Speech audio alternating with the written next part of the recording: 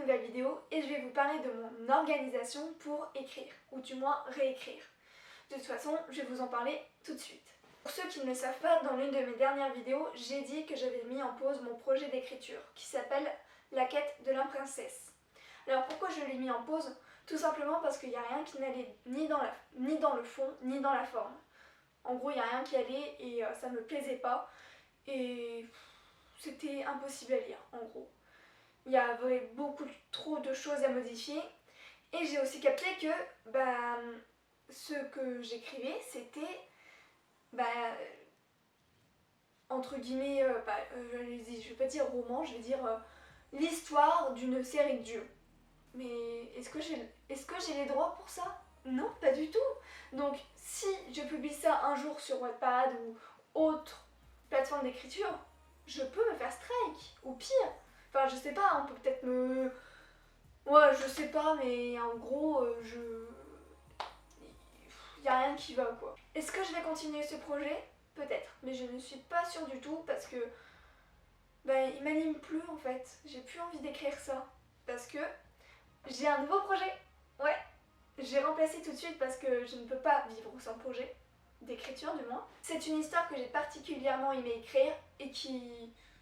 j'ai vraiment aimé, j'ai été plongée dans l'histoire du début à la fin. Et j'ai fait, de toute façon quand je l'ai écrite, j'ai fait, elle a du potentiel.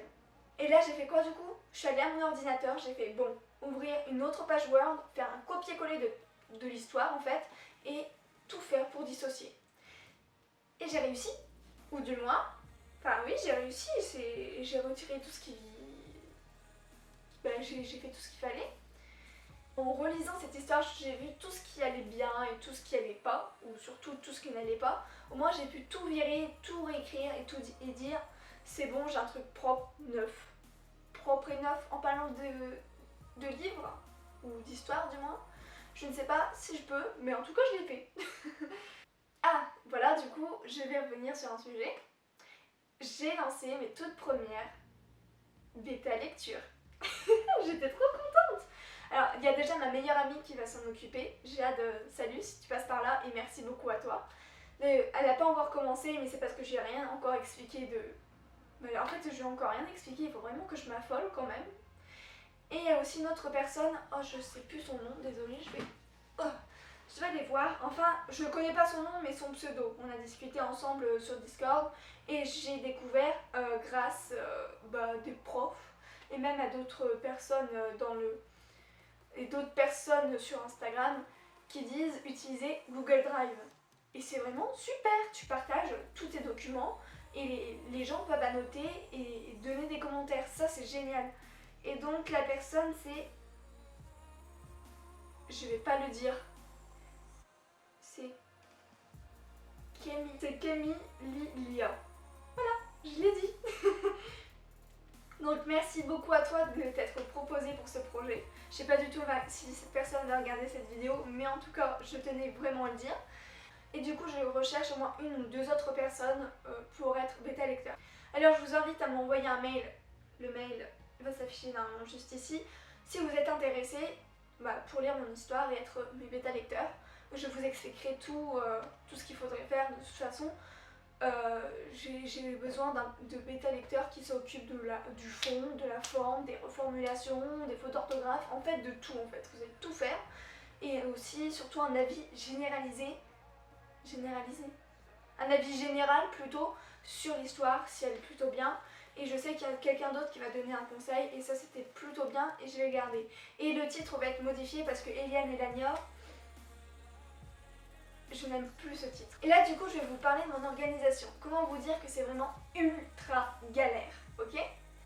Quand j'ai une heure de perm, soit je l'utilise pour faire mes devoirs en avance sur les autres jours à venir, soit je l'utilise pour corriger ou revoir les chapitres, ou plutôt, parce que j'en ai imprimé qu'un, le chapitre de mon histoire. Voilà.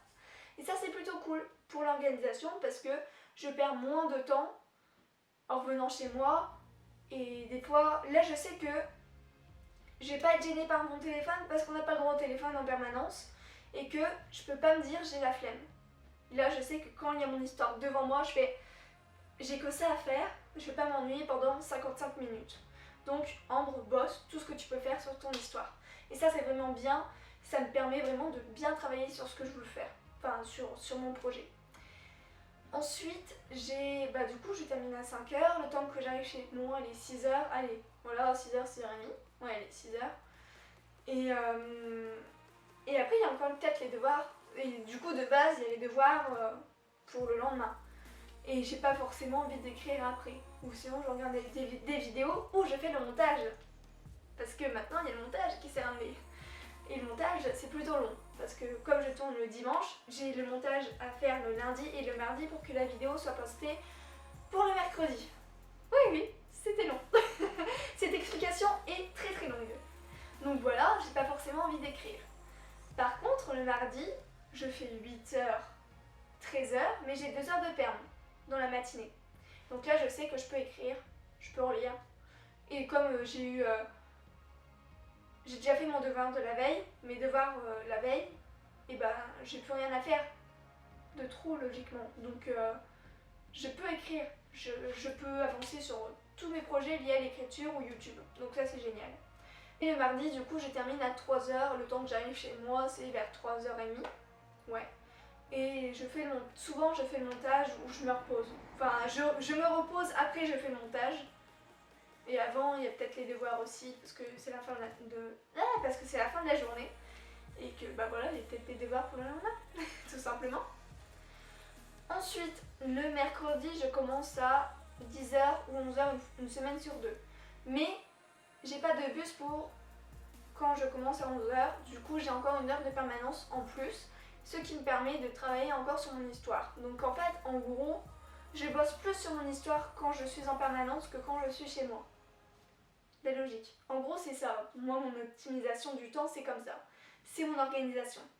Et je termine à 6h. Donc, en gros, je peux pas retravailler dessus. Et le jeudi, je termine également à 3h. Donc, j'ai toute ma journée pratiquement de libre. Ça, c'est utile, mais je ne l'optimise pas assez.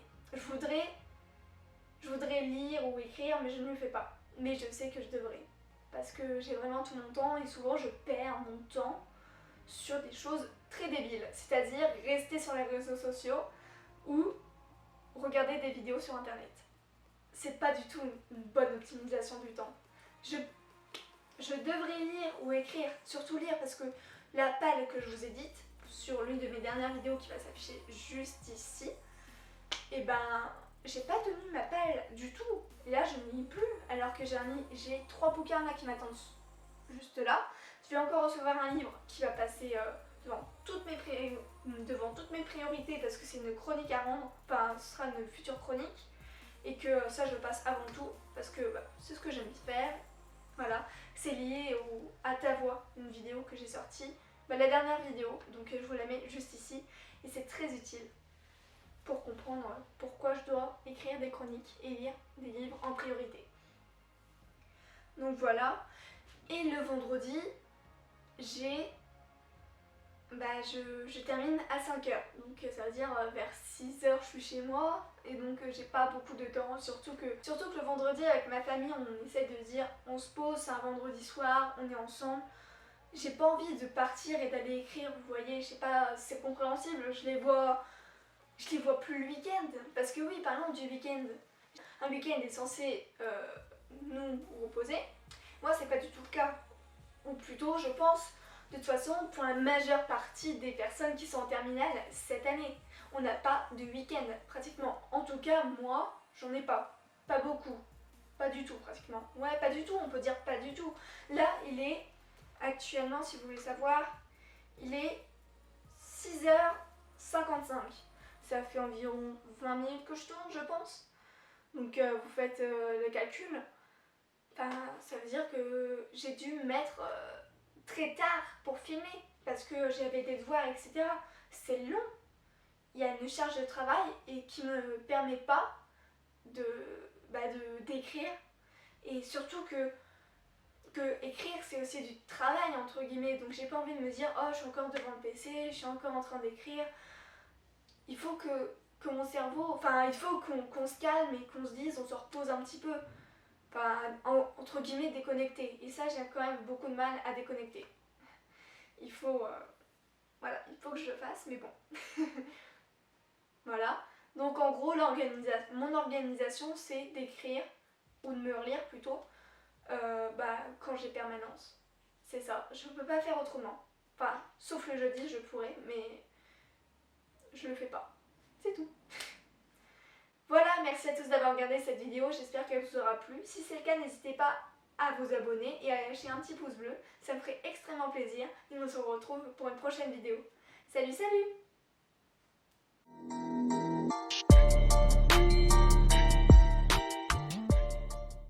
C'est une histoire que j'ai particulièrement... Elle a du pourtant. Ah, j'ai dit de toute façon... En tout cas, en relisant cette histoire, du coup, je me suis aperçue de tout ce qui n'allait